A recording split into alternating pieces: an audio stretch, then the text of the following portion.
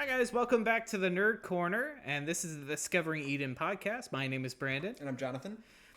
And something that I would like to do kind of to start off with is something that I think would be awesome to implement as we kind of enter into these podcast discussions is I would like to start with prayer, just because I want God to be invited into the conversation that we're having, and hopefully it'll be something that kind of centers our focus a little bit onto some of what we're talking about, because it does have a faith-based Element to it. Yeah, faith-based element to it. Because we're talking about religiosity, and that can be in multiple different facets, but we're looking especially at the Christian side of things, because we're both Christian and we're both pizza guys. So something that we kind of want to start with is kind of with leading in prayer. So I'll lead us in prayer, and then we can kind of dive right into the video, which the title you see down below as we're doing it. So yeah, Let's do it. all right. So dear God, I just thank you that we're able to even do something like this. Like, this is something that's, something that I didn't even think that was even going to be possible. Like, I'm one of the most nervous wreck of people that you could even be, or like so introverted, whatever. And I'm here talking with my buddy Jonathan at a computer screen, and being able to, spread the good news, and being able to just explore some of my hobbies and some of the things that I nerd out about, just with those of you guys online. And I know that we want to enter into this conversation with you, Lord, and I pray that whatever is from you, that you would let stick, and that whatever it is from us that doesn't really mean any relevance or anything, that you would just let that fall to the ground and be forgotten. And I pray that you would just bless our time here and bless those who listen. And I pray a special blessing for those who make this kind of stuff possible. So I pray this in your holy name. Amen. Amen. All right. So the topic that we're going to be talking about today is video games. My favorite. Mine too. I like video games. No kidding. Hence, we nerd about it. So let's just say video games never really had a great perception to start with. Especially like growing up, like my parents always nagged on me for, being in video games and not doing homework, same old. So it never really had a positive perception with my parents, and especially kind of when we look at stuff in the news and stuff today, it doesn't necessarily help their perception. And I'm not going to go into detail with some of that stuff. You probably can already guess what some of those things are in mind. They'll probably pop into your head. But I would say we kind of grew up in a video game generation. Would you say? I mean, it was the go-to hobby of myself, my siblings, all of my friends, and a good chunk of the people that I just grew up around, even if I wasn't closely connected with them. I mean, you ask anybody, they've played a video game at some point in their life. Yeah, and honestly, if you bring up even some of the video games, like you bring up some certain characters, and people will know who they are. Who's Mario? Yeah, exactly. Like, oh, it's my plumber. He goes fix my. Do you have his business card? Just yeah, I do. Okay. I lost Luigi's, but I got Mario's. It's fine. I know, such a shame. But it's something like that, or Pikachu even. Like some of these most iconic characters, like you don't even have to play the game and you know who they are. Yeah. And even you start to see them even in like movies and stuff. Like you have Minecraft, you have the Minecraft movies coming out. You had the Mario movie that just came out recently. You have stuff like that, and it's like, where'd all this come from? Like, it's starting to enter into the cinematic world as well. Just crazy to think about. And so kind of looking at how did it get here? I mean, you have the games that, are the more old games, so to speak. You have Tetris and you have like Ataris, like all those kind of things, Pac-Man, like some of those arcade games. Yeah. But kind of some of the meat and potatoes that I think that really kind of turned video game, like I guess, into stardom, if you want to call it that, is the release of like the 3D graphics in some of the Pokemon games, in some of the video games. So something that comes to mind for me is one of the more iconic video game consoles in history, which is the Nintendo 64. And I have a little bit of notes here. So the Nintendo 64 was released in Japan in June of 1996, just to get a picture of some of this stuff. For me, I was born June of 1997, so a year later. So, to put things in perspective, 3D video games have been out longer than I've been alive. And then, obviously, you know what it kind of turns into today, which is crazy. And we already know that it was one of the most revolutionary gaming consoles, like, to date, because of its 3D graphics. And obviously, video games have exploded into popularity. Yeah. Taking a look at the Nintendo Switch sales, just for reference, there are over 141 million units sold worldwide. It's wild. According to Statista.com, which is where I'm getting some of these statistics. And that debuted in 2017, which I didn't realize it's been out for that long. Isn't that wild? Like it's 2024. 2017 is the year I graduated from high school, and now it's just wild to me that it's, gosh, I'm old. I feel old. It's crazy. It's crazy. Like, how is it that old already?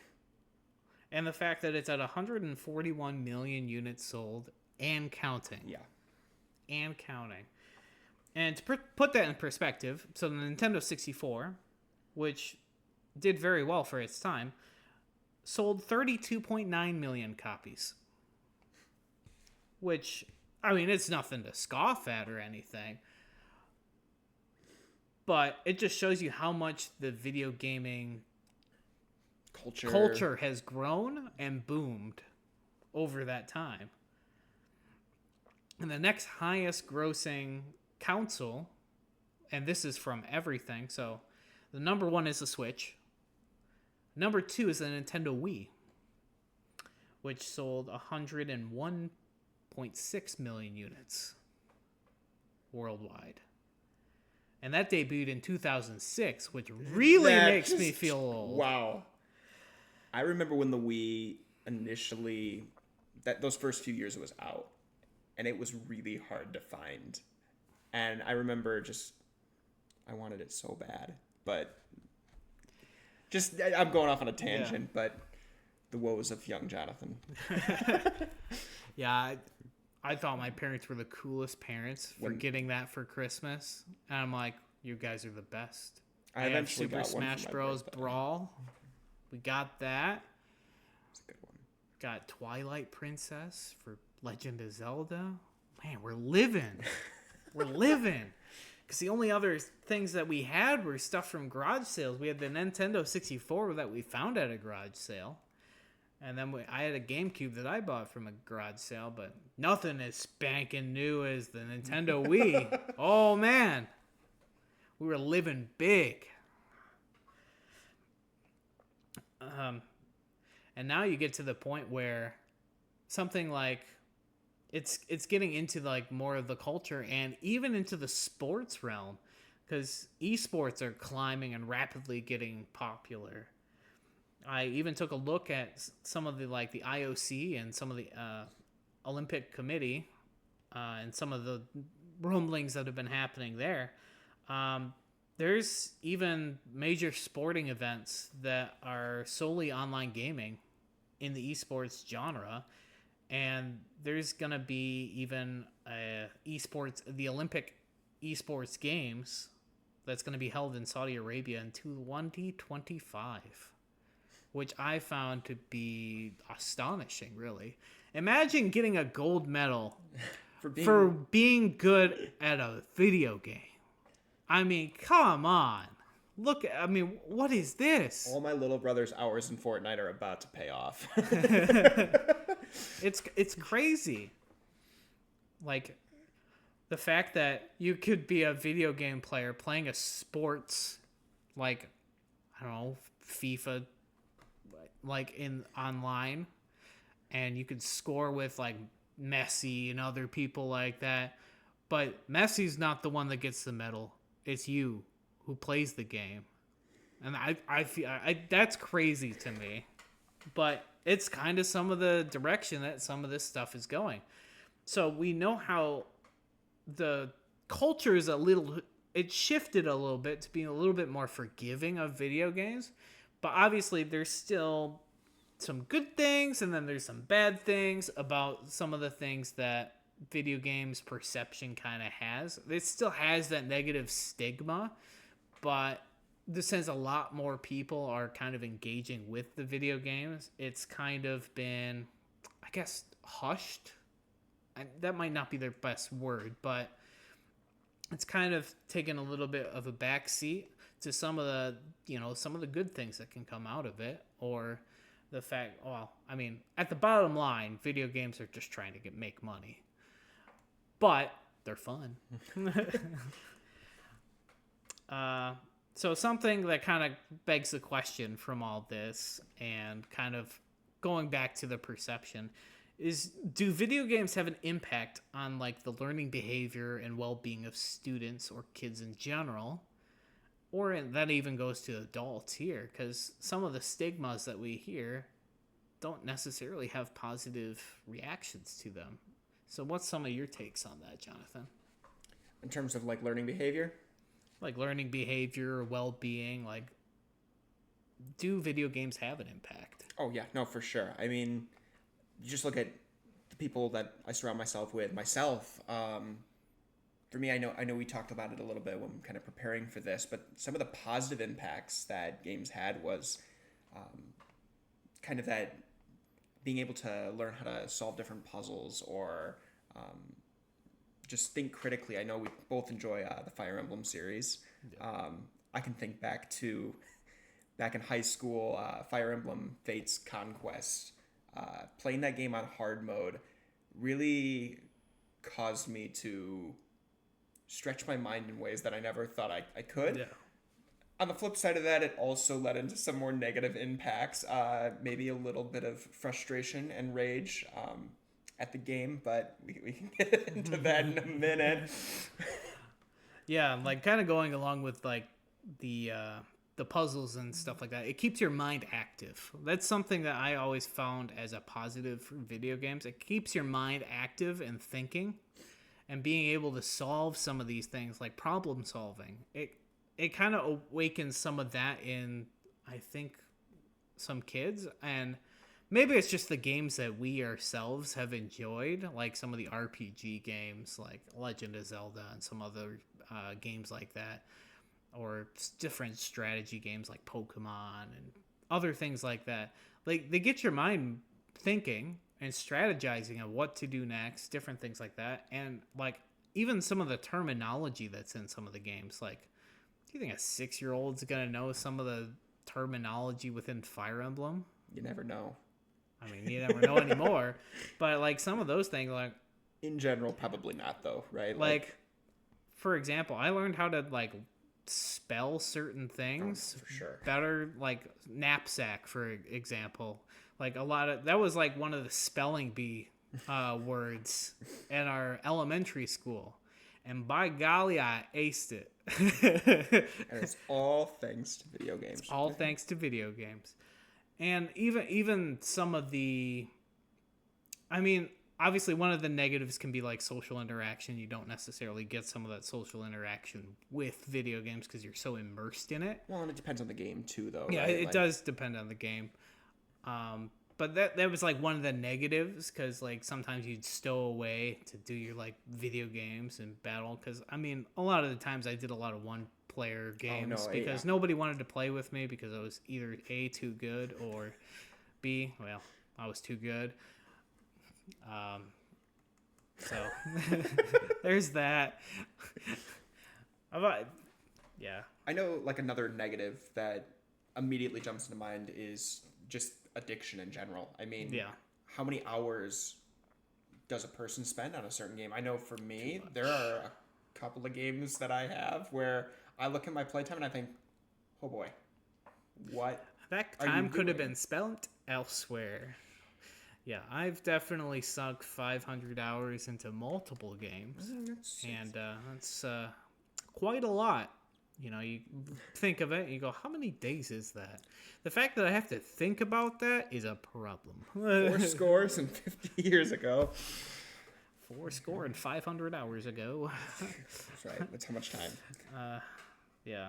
But another negative too, I mean, just think about, especially in the competitive space, poor attitudes. Yeah. Even when I'm just, playing with siblings or on just one of those games, I mean, even myself, you get frustrated with the game, you get frustrated with other people, and I don't know what happens. You lash out, which maybe isn't always the most appropriate response. Yeah. But yeah. Yeah, something that I see from time to time is like anger. Like some people get really angry when something doesn't go their way. And I'd like to say that that's not me for a bulk of it, but I definitely have those tendencies from time to time when things just don't go my way on a video game, and you lash out sometimes and it puts you in a sour mood and makes you angry, and that's just not a positive outlook of it. And for sure that can have impacts and why like parents don't think it's all that great. But on the flip side, like there's some good stuff that can come out of it. Like you can make some friends with some similarities, like just being able to discuss some of the games that you're playing, or even being able to kind of have that critical thinking side of your brain be active so you can actually talk about some of the things that are a little bit deeper and be able to learn different things, maybe a little bit differently than some other things as well. But something that I think stands out, like probably one of the biggest things that stand out for me for like video games is kind of some of the themes and stuff behind them. Oh yeah. Because they can carry a lot of weight. Now, are some of the themes good? It's debatable. Some games are like purely for gameplay, and then there's some games that are really, really good stories. And some of the really good stories, you look at the, cutscenes and everything for them, and they tally over like 3 hours. Well, that's a movie and a half just in cutscenes. But those are the kind of games I like. But you have to sink a lot of hours into them just to kind of fully immerse yourself into the story. But it's some of those kind of games that I find I enjoy quite a bit. And why is that? Why do we like lean or gravitate towards some of those, or at least why do I lean toward those games with those themes and narratives? And why does it hook me? Yeah. I mean, even for myself, the story-driven games are what I was always drawn to. And part of that, I think, really comes down to English was kind of my go-to, storytelling, reading, writing, all of that. And so being able to kind of dive into some of those deeper themes and kind of do a very basic analysis of them even was that was the thing that I enjoyed the most. And so I always kind of flocked to those, RPGs, more cinematic experiences, those single player experiences, just because I enjoyed the story. I enjoyed seeing these characters interact, the worlds that the developers put forth. Yeah. And some of the music. Oh my gosh, the music. Chef's kiss. So there's some games with excellent music that just nobody knows because it's a video game. We're going to talk about one of those series today that I think has excellent music. Yeah, honestly. All three of them do. all of them pretty much have good music. But yeah, like a lot of the story narratives are a lot of the reason why I played some of the games I played. Like, for example, one of the games that I bought, which we'll talk about later, Xenoblade Chronicles, like the original, I bought after watching the story. So I guess I spoiled myself, but at the same time, I like the story that much that I bought the game, which is a little bit backwards, I admit, but I liked it that much, and to be able to get something after the fact because I wanted to replay the story, I think speaks volumes to the impact it can have. Oh, no, for sure. So we can get into some of these other aspects later in future videos that we have on our notes here. I'm just trying to chug us along because otherwise we're going to go way over. I'm trying to keep it like kind of within an hour, maybe a little bit. So something that I think would be kind of fun to kind of go through is a little bit of a character quiz. So I'm just going to say spoiler warning to any of those who have not played some of the games or don't know some of the characters. For any of the future stuff that we talk about with the games of Pokemon, particularly Platinum and Diamond and Pearl, Legend of Zelda series, and then for the Xenoblade Chronicles trilogy, because those will be the ones that we're going to be focusing on mainly. And just giving spoiler warnings to any who have not played the game. I know some of the games have been out for quite a while, but I'm just going to put the spoiler warning in here. Better safe than sorry. Yeah, better safe than sorry, so somebody's not angry there. Oh, dang it, why did this happen? I was never informed of this. But now you're informed. So I think I will start with the character quiz. So my characters that I have picked for this particular thing are going to be from the games that I just mentioned. So they're only from these games. And what I'll do is I will give the name of the game that they're found in and a quote from a character. So the goal is to guess what character it is and to see if you can do it with the multiple choice I have, or if you can get it before I give you multiple choice options. Now, I just want to preface this by saying, and I know we talked about it before we started filming, I'm really bad at taking tests. He says I'm going to be fine.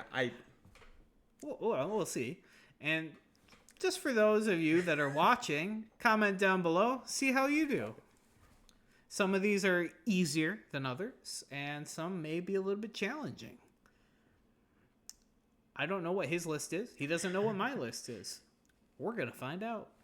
So, to begin with, I will read the quote and the title of where it's from, the game. And I will give you a little bit of a time to see if you can guess who it is. And if not, I will read off the multiple choice options I have available. And how many choices are there for? There are 3. Oh. There are 3. The odds are in my favor. Odds are in your favor. You have more than a 25% chance. That hasn't stopped me from failing before. All right. So the first one is from Xenoblade Chronicles. So the quote is, "Gotcha, friendo. Leave it to us, mate." Is it Ricky? It is not Ricky. Oh, shoot. All right. So here is your options. You have Callian, Ricky, and Melia. Well, B was already written out, and I don't think it's Melia, so it's got to be A. It is not Callian. Is it Melia? It is Melia. Are you serious? It is Melia. Because she doesn't know how to casually speak. Man, I need to replay these games. This is going to be Some rough. of the dialogue is hilarious in some of these games.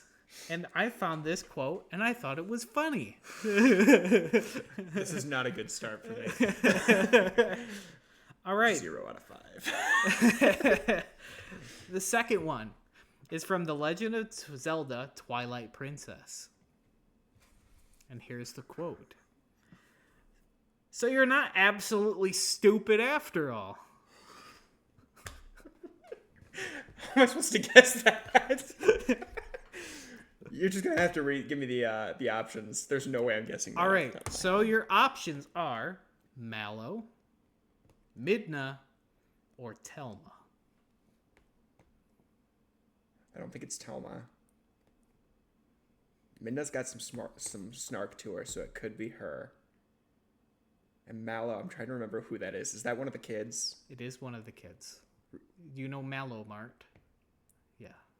He's the little He's tiny. the little tiny guy. What was the quote one more time? So you're not absolutely stupid after all. I'm gonna go with Mallow.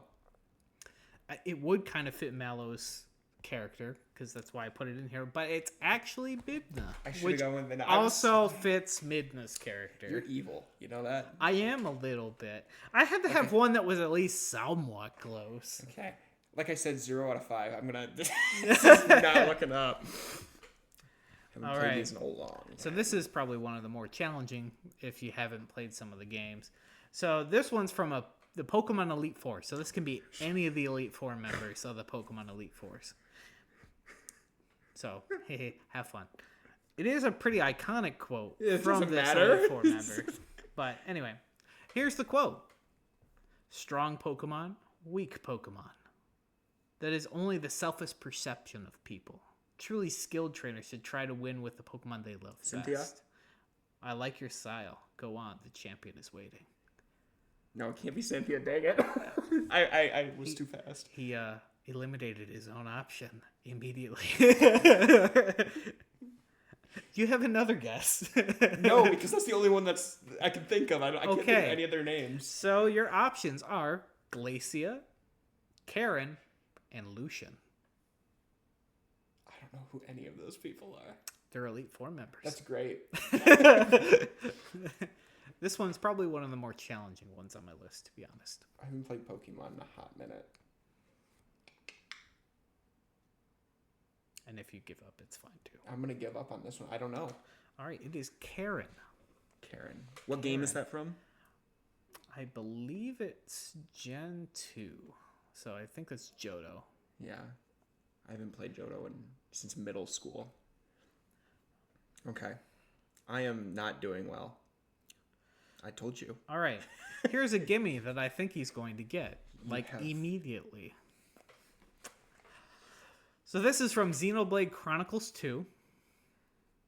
And here's the quote. "Handling a man's turtle." I didn't understand a word you just said. Handling a man's turtle. Oh, that's gotta be Zeke. It is Zeke. I knew that one. See, I told you would get one. It's a great cutscene if you look at it. It's poor Turters. You got Turters. Pyra picks up Turters. He's like, "Ah, Turters!" Runs away. Handling a man's turtle. It's a great scene. Has nothing to do with the plot of the game, but it's great. Or it's its own plot. Who knew? Turtles is actually the final boss. Whoa. Spoilers. Oh wait, we covered that. We covered it. Yeah. It's okay. Yeah, covered. All right, and the last one here that I have is from The Legend of Zelda: Ocarina of Time. I haven't played this in a hot minute either. It's an older game. And the quote is this: "Can the future of Hyrule really depend on such a lazy boy?"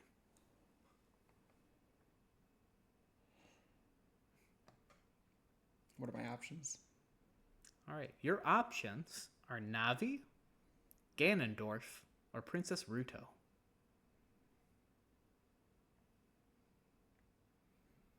I'm gonna go with Princess Ruto.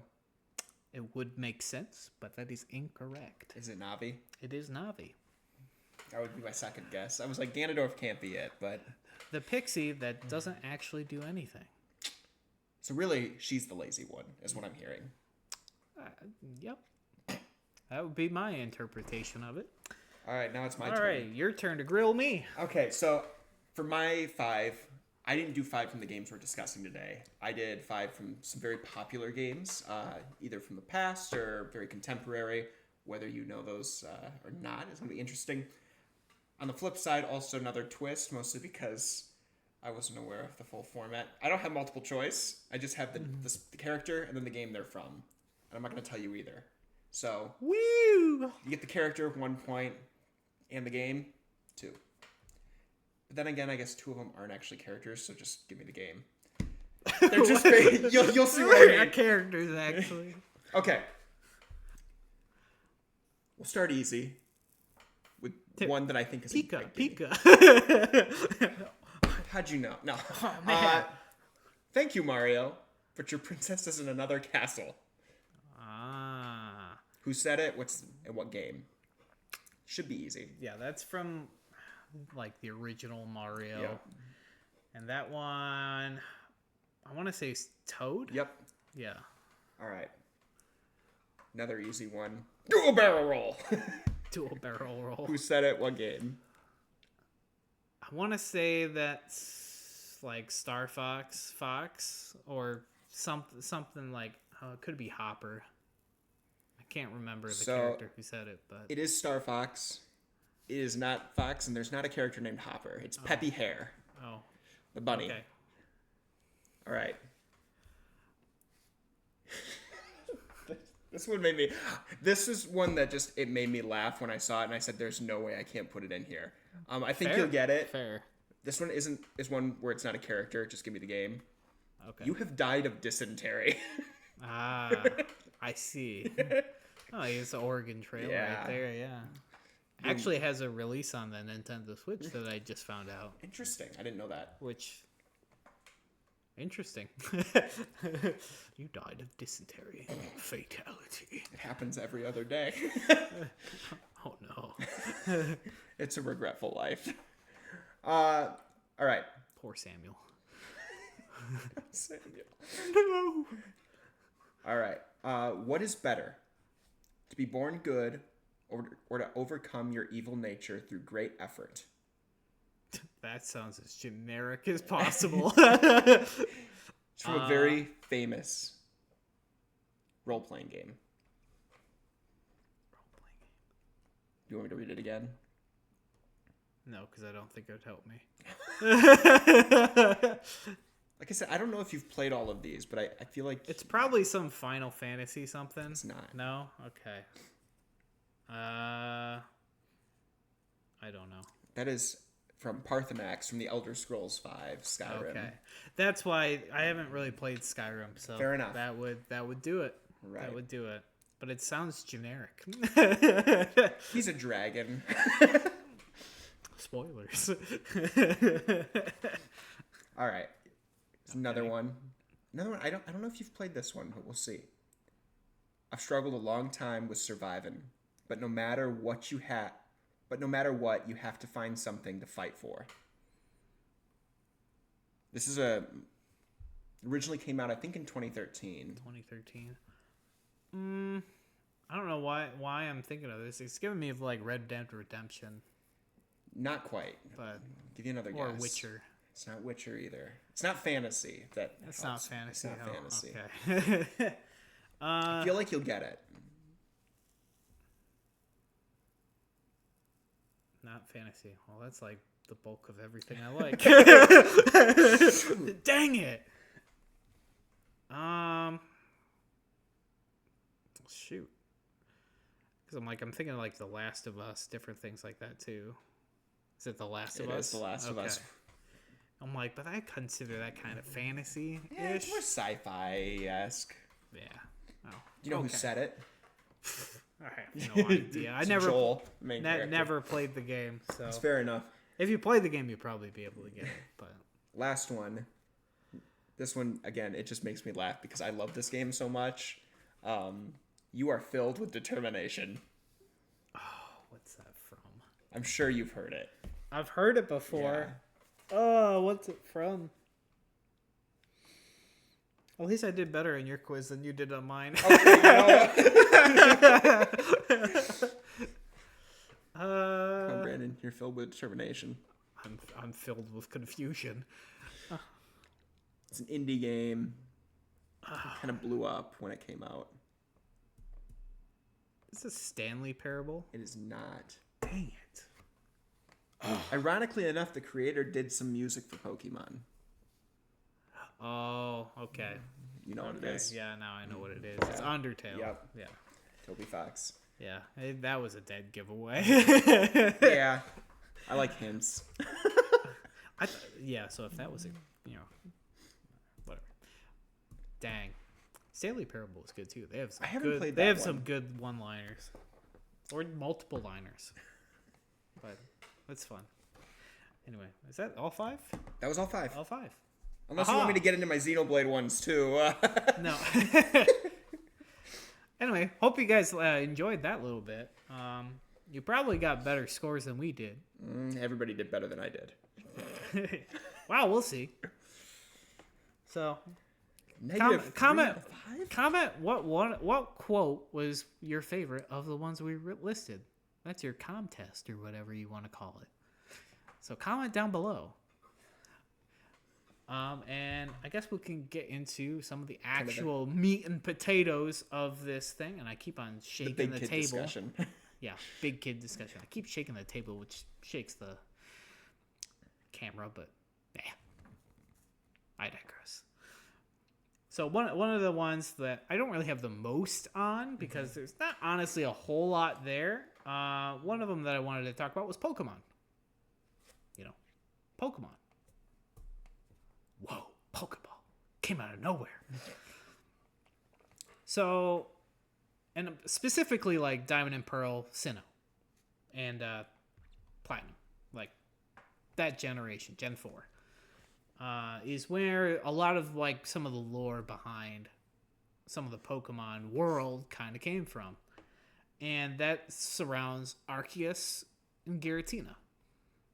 And obviously, Arceus is like the god Pokemon. So, like even like the species name it gets is the Alpha Pokemon, which kind of is similar to the Alpha and Omega that we see like or hear around, God.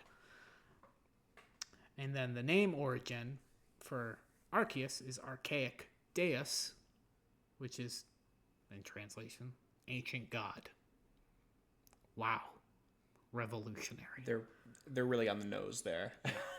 Really on point. So Arceus is the god of the Pokemon universe. The one god, I guess, that rules over everything. And there's other deities that they have. So like Dialga and Palkia are deities of like space and time. And Arceus basically created them. Arceus created, everything. Which sounds familiar a little bit with at least a Christian narrative of, you have one God. Now, they call deities for, like, Dialga, Palkia. They call a lot of the legendaries that. But there's only one God that is found within Pokemon lore, which is Arceus. Which is interesting. No, for sure. And something I looked at some of the Pokedex quotes, and I thought this would be interesting for Arceus. This is the Legends Arceus Pokedex entry. So, it is the heavenly fount from which pours the light that shines across Hisui. Its luminance guides and protects all Pokemon.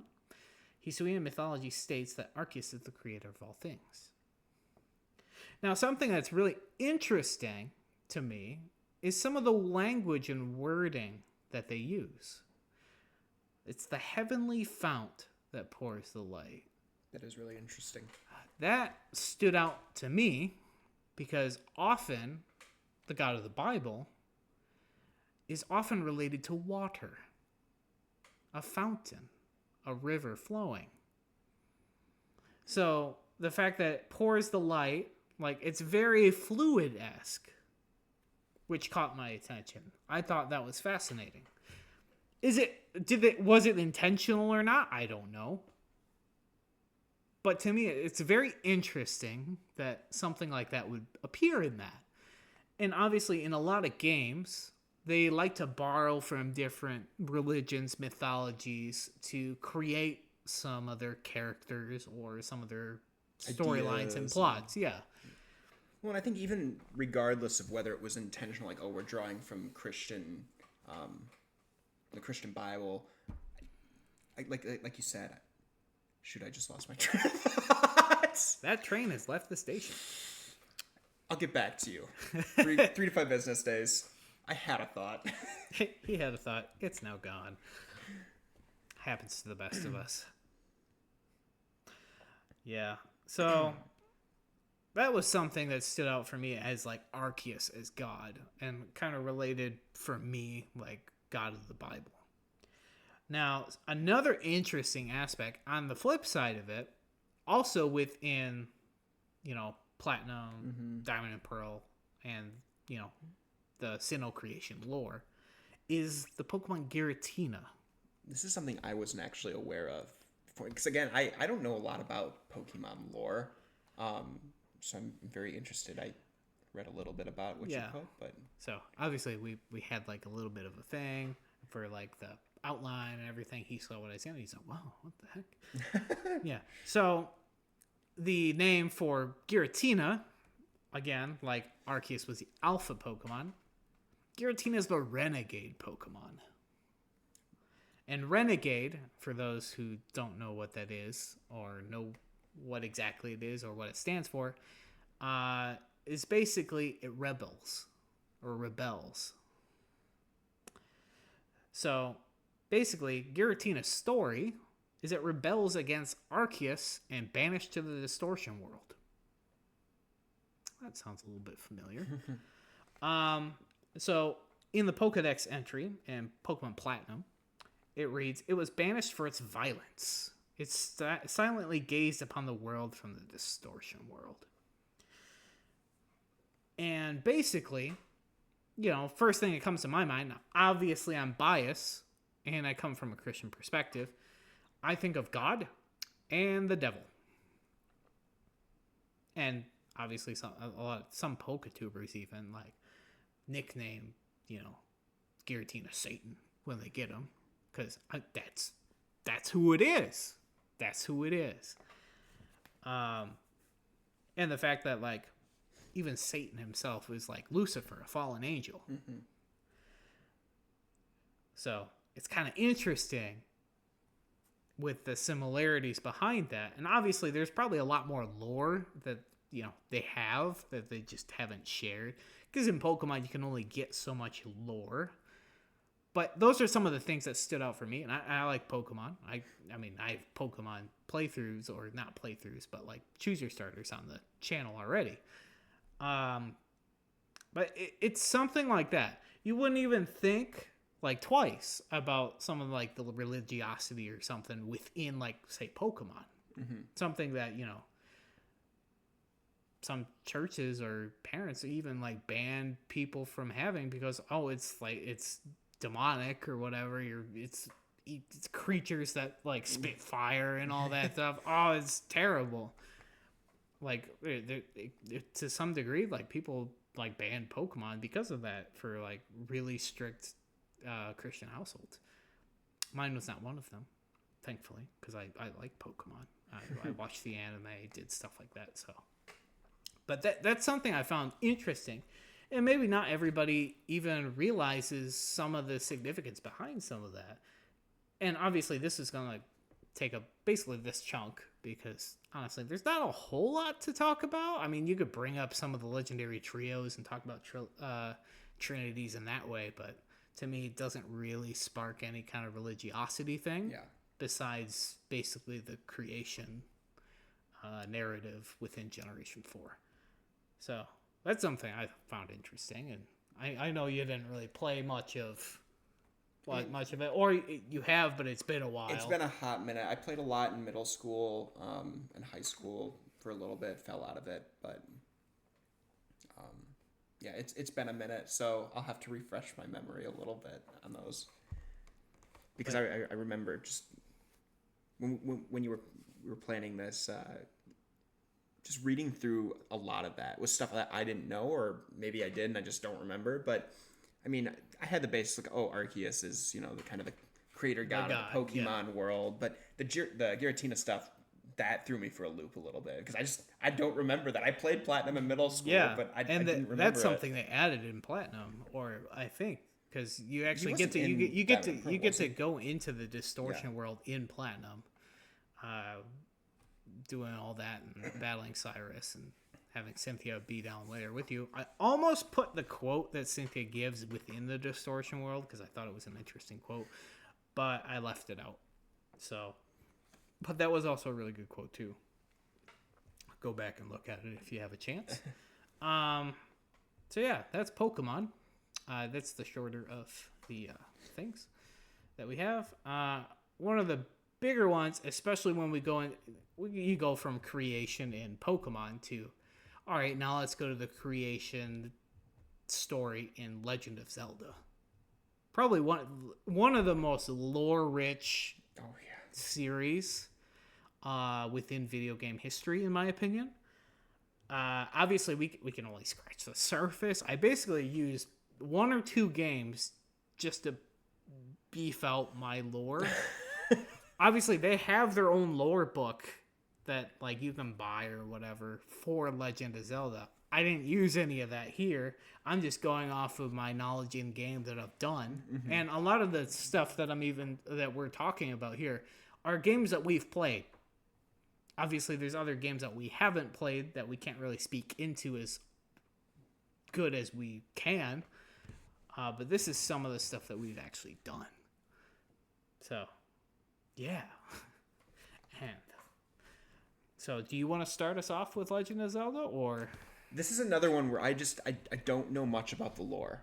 This would be more of my brother's sort of forte. I've played them, and so I know of things like the Great Flood and some of that, but I'm very curious to see your perspective on the religious aspect of it.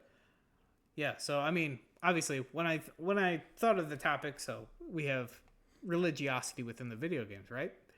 So one of the first things I think of is the Holy Trinity, which is God the Father, God the Son, and God the Holy Spirit. And then you have the Triforce, which are 3 goddesses, which is fascinating. The fact of 3 stands out. And that's not new to, like, obviously video games or anything. 3 is a number that's found often throughout a lot of history and a lot of different religions, like even within Egyptian lore. Mm-hmm. A lot of them were in batches of 3. Because I've been to Egypt and saw some of the hieroglyphs and stuff like that. And that's something I didn't know until I went there, which I thought was really interesting because they sacrificed to a trio of gods. Which is really interesting that 3 is like a magic number for that. Anyway, I digress. And so, basically, what is the Triforce? So, you might know in different games what they are. And a lot of this is based on the Ocarina of Time, where you learn a lot of this lore. So, one of the pieces of the Triforce is from the goddess of wisdom, Nehru, which is often held by Princess Zelda as you play through the games. And then you have the goddess of power, Din, which is often held by Ganondorf. And then you have the goddess of courage, Faora, which is Link, your main character that you play. And that's what makes up the Triforce, and it's split evenly between them all. Now, having all 3 of the pieces of the Triforce together grants whoever possesses all 3 to have whatever the desire to be granted. In Ocarina of Time, there's a description given of each of the 3 goddesses in question, and I'll be going through them all when we get down to that. So for Nehru, the quote from Ocarina of Time is, Nehru poured out her wisdom onto the land and gave it the spirit of law. This is what the great Deku Tree tells all of these things, which is fascinating. The spirit of law and wisdom. It's like, okay. Then for Din, is the quote from Ocarina of Time is, Din, with her strong flaming arms, cultivated the land and created the red earth. Okay. Cultivated land, created the earth. Interesting. And then for Faora, quote from Ocarina of Time, Faora, with her rich soul, produced all life forms who would uphold the law. It's like, interesting. So you go into all these things, and for me, I couldn't help but think of Genesis 1 through 3. You got Genesis 1 with Din cultivating the land and creating the earth. Cultivating particularly in Genesis 2 and 3, where, God was walking in the garden and tending to the Garden of Eden. And then with Nehru, pouring out wisdom onto the land. So I kind of drew similarities to each of the Trinity members within this Triforce. Now, obviously, they're not direct comparisons by any means, but I kind of linked them a little bit, to something similar that I think is fascinating. So for Nehru, for wisdom, I found similarities to the Holy Spirit. Because often the Holy Spirit gives us wisdom in aspects that we may not know or know outcomes. And it gives us the spirit of law. So following God's will, all those kind of things, guiding us, directing us, a lot of that thing, it's wisdom. Wisdom. And why I think of it is I think of Pentecost. I found in Acts 2, 1 through 4, which also references the prophecy of Joel. And as well as Acts 2, 17 through 21, when the flames of the Holy Spirit come down on believers. It's pouring out that, like the wisdom spirit, and then they could prophesy in tongues and all stuff like that. Obviously, it's not 100% of a one-to-one tie-in, but it's something that stood out to me, and I'm like, I can see it. Obviously, it's wisdom, so I kind of put wisdom with the Holy Spirit. So Din, power of authority. I have God, the creator of the universe, Father God. So Elohim. So again, that ties back to creation story in Genesis 1. Just creating everything. Kind of self-explanatory. At least from a Christian perspective. I almost link some similarities to Egyptian with red earth, because you have the red and the black and everything for the earth for Egyptian myth and everything, because the red earth is the land of the dead because everything dies in it. It's the desert. And then you have the black land, which is the silt and the soil and everything from the Nile. So fascinating stuff there too. But again, red earth, not so important currently for what we're talking about.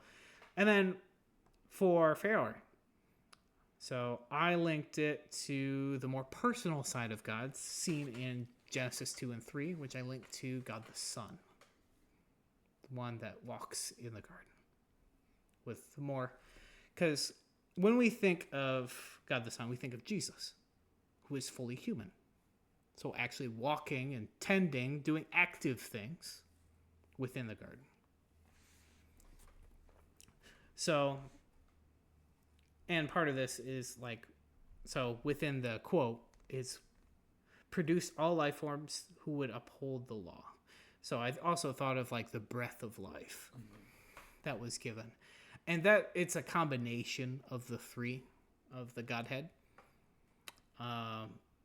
So obviously it's not a direct one-to-one comparison here. Never will be, but... But what kind of connected me to it is it's more the personable side of God observed in the creation story, which is you can visualize what he's doing. And, uphold the law. Well, Jesus upholds the law. Brings people back to the law. Obviously, he sacrificed himself for the sake of humanity, so that they may come back to him. And obviously the law is everything that's against sin, which is separation from God. So bringing everything back to him, it's just something that, and this is just the Triforce. I didn't even bring up like Goddess Hylia, different things like that. This is just the Triforce. This is just Ocarina of Time. And stuff like this that you can glean from some of this stuff is, honestly, if you really look into it, is quite fascinating. Or at least I did when I kind of was researching it a little bit. You know, playing back some of the games and looking at some of the dialogue, it's like, huh, wow. I didn't think of this when I was like younger, obviously, because it blows right past your head. I'm like, oh yeah, Triforce. But yeah, looking at some of this stuff, it's like, wow, it has a lot of like almost Christian undertones. And now it's not necessarily Christian per se, but in the way I perceive it, because obviously I am coming from a Christian point of view, after all.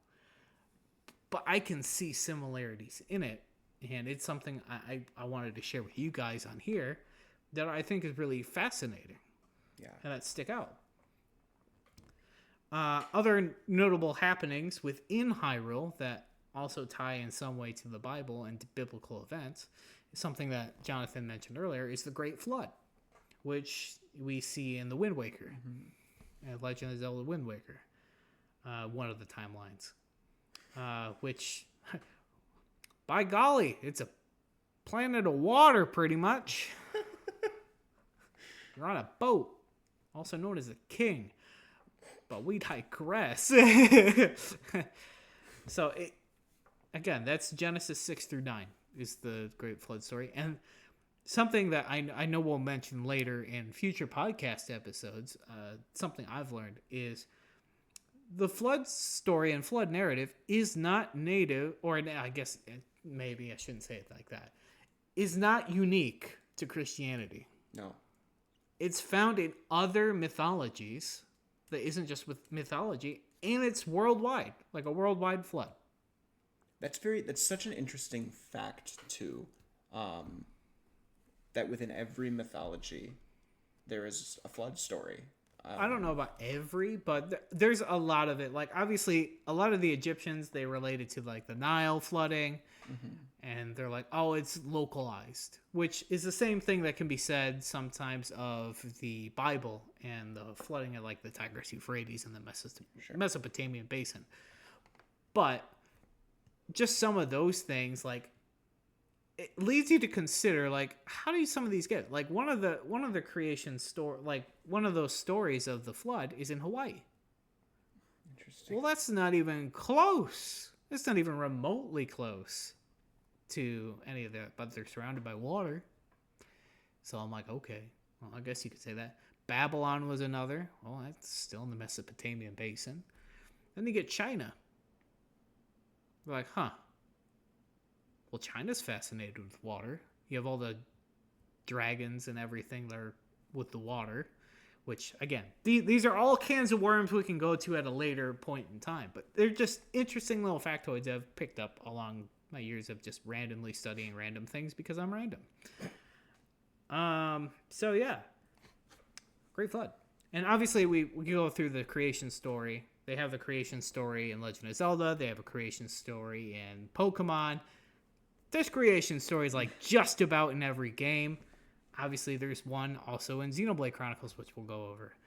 It may be next week because I realize that we are approaching time already. So I guess we'll just have a full episode next week on Xenoblade because that's literally the largest of our 3 games that we were going to cover. And we only got through 2. So you get to enjoy the big discussion of Xenoblade next week. But yeah, another thing that also stood out to me for Legend of Zelda was what they called the Interloper War, or what the fandom does, or whatever you want to call it. This was Twilight Princess, and this is within Twilight Princess. So this is where the dark magic tribe that tried to basically take over the Sacred Realm, where the Triforce resides, and basically take it over. But then they were stopped and they were banished to the Twilight Realm. So where your Twilight people come from. And basically, it's basically a clash between good morals, bad morals, because all the dark people were just trying to steal, destroy, take all these things, and take the Triforce, obviously, and do nefarious things with it. And it reminded me of something you find in the book of Revelation, which is the fight between the forces of good and evil. And then obviously the evil forces are banished into the lake of fire, which they're destroyed. Way of looking at it. So is it comparable? Well, no, not really, but well, I mean, it's everything's subject to interpretation, right? Like, but again, it's fighting of two forces going against each other, and you can even relate that to like the spiritual lives of everyone, like everyone in and of itself, because we have the spiritual realm and physical realm within our own world, and obviously not a whole lot of people think about the spiritual realm, myself included, and that's angels, demons, everything like that. You're like, oh, that's just fantasy, but in actuality, it's something that is real that we sometimes just don't put enough thought into.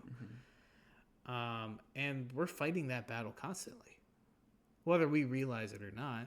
Some of the actions or thoughts that we have kind of go into some of that. And prayer is one way to combat that. Use that to defend against the enemy. Something like that. So it's something that's more real than we realize. But the fact that something like that is in like Legend of Zelda, for example. Just the media that we consume in general too. I mean, obviously it's not exactly the same. No. But because it's obviously good force, bad force. You fight against each other.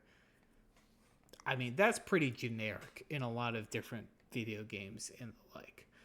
But it's something like it's things like that you find within these little nuggets that really kind of stand out and just make you wonder about, what is some of the things that we're actually taking in when we play these games? Now, obviously, we're two like story nerds where we like look into the story and are fascinated by the story. So some of these things may stick out to us that may not stick out to you. But I just think it's fascinating. Yeah. With some of these things. And obviously, when you think of video games, you don't necessarily think of religiosity. Yeah, not all. Like when you think of a church within video games, you think of a save point. Yeah, good old Dragon Quest. I mean, that's what they are. That's all they are usually in like games. Isn't that weird though? Like that's yeah. crazy... Also, isn't it weird that it's a save point? Because you're saved there. Get the symbolism. No. Anyways, I digress. It's stuff like that really stands out to me, and it's a shame that we can't go into Xenoblade, because there's really good stuff in Xenoblade. You'll hear that next week, and maybe we'll be outside. Maybe we're in the same place as we are now because it's raining. Yeah. But yeah, we both love Xenoblade, One of my favorites. We have plenty to talk about next week. And other things we were thinking about possibly talking about is Final Fantasy X. And you could even go into and that itself is another. That's a whole. That's a whole nother can of worms as well. Well, you could even go into 15, which is more because Final Fantasy X, just again to kind of completely derail the conversation. Most people perceive Final Fantasy X as anti-religion. I walked away from that game with a completely different perspective. Final Fantasy 15, on the other hand, is widely considered to take and borrow, per the developer's own admission, from the Christian story. I haven't played Final Fantasy 15, so yeah, I can't speak to that one. So maybe that'd be him taking a lead there. Yeah, that's a very, again, I love Final Fantasy too, so I could go on about those for. Yeah. So honestly, that's something we can do, because I feel like I was talking a lot this episode just because you know a lot more. I know I've played a lot of these games, and a lot of these things I put down without even really looking up because I've played them and I know what they are. The quotes, obviously, I have to take from the actual game source itself because I don't want to like take it out of context, something like that. But yeah, just some of those things. Like, obviously, we can go into detail about some of the biblical passages and the similarities and some of that stuff too. we're just keeping it kind of bare bones right now. Like, here's some of these things that you find that you find other places. And obviously it's not unique to Christianity. Like we said, there's different themes and stuff that you see in other religions as well. So that's why it's religiosity. It's not necessarily strictly Christian sometimes. We're just coming at it with a Christian perspective. Yeah, we're coming at it from a Christian's perspective. And obviously some of the things that I pick out may be different from what other people pick out. But these are just some of my initial thoughts and my nerd outs in some of the niche topics that we focus on. So obviously video games is a topic. I love myself some video games. And another thing that I know I'll touch on later in some other things is something that's often revealed about the church in some video games, and especially when you get into anime, manga, other sources like that, is the thing of like betrayal around the church. Like often you see churches some of the villains sometimes. I feel like you see that a lot of the times, especially in it's a lot of times where there's some form of betrayal or reversal. There's usually one person that's okay in the church, and then the rest is like garbage for a majority of it.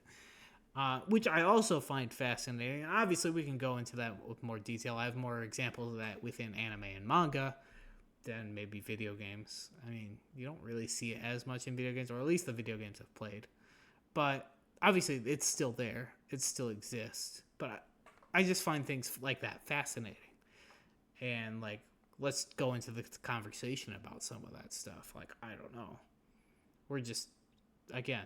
We're two Christian pizza dudes talking about our love of games and our love of, our faith, and being able to like combine the two. Like that's something you don't see that in church. You don't see people talk about, let's talk about video games at church. Usually if they do that, it's in a negative sense. I mean, that's usually what my parents' perception of it was usually. My mom's still annoyed when my dad picks up Clash of Clans. I mean, somehow he's still going on Clash of Clans. I thought it was pretty much a dead game by this point, but I guess it's still going. But yeah, it's stuff like that. It's like, yeah, some of the social interaction can get taken away, but I think if we approach it from the mindset of we can still learn something from it. Yeah. There's stuff you can actually glean from some of this. Some of the creators of some of this taken are really, really smart in how they implement some of these things. Now, obviously, some of the themes and stuff that they put in there may not be healthy for some of what's being shown out there, but there's also some really good stuff that's being put out there that I think a lot of people take for granted just because it's a video game. There's just this negative stigma that's around video games and talking about them that I think doesn't necessarily warrant. But anyway, that's enough of me rambling on. Obviously, we're gonna be getting into Xenoblade next week because we are running out of time on the current day we're recording this, because we're gonna actually go and both help out at youth group tonight. So it's already at least 6 o'clock for us here, and we have to be there at 6:20. So that'll be it for this video. Hopefully you can join us next week when we actually dive into really, really deep stuff and really interesting stuff that I know both of us will actually be able to put a lot of talking points and different things on. So we will catch you later for this episode. Thank you again for watching. Share it with people that you would like. And obviously we're going to be going into bigger topics. And again, like always, comment down below different topics that you would like us to do, because obviously we can come up with a couple of topics and a couple of ideas that we have, but obviously I want to cater to you guys and some of the stuff that you want to hear. It's different things that you nerd out about. Like, it can be just about anything. It could be hockey. It could be different things like that. I don't care. Like there's always something to talk about. For sure. And I would just like to spend this journey with you guys and learning and discovering more about what it is we take in and what we find enjoyment in, and being able to even relate that to Jesus and being able to relate that to our faith, which I think is really important, because you can link anything that you have with our faith, and sometimes we take our faith for granted. Yeah. So even looking at video games and faith, like, who does that? Well, us, apparently. But anyway, it was great to be with you again this week, and we'll hope to see you next week. Take care.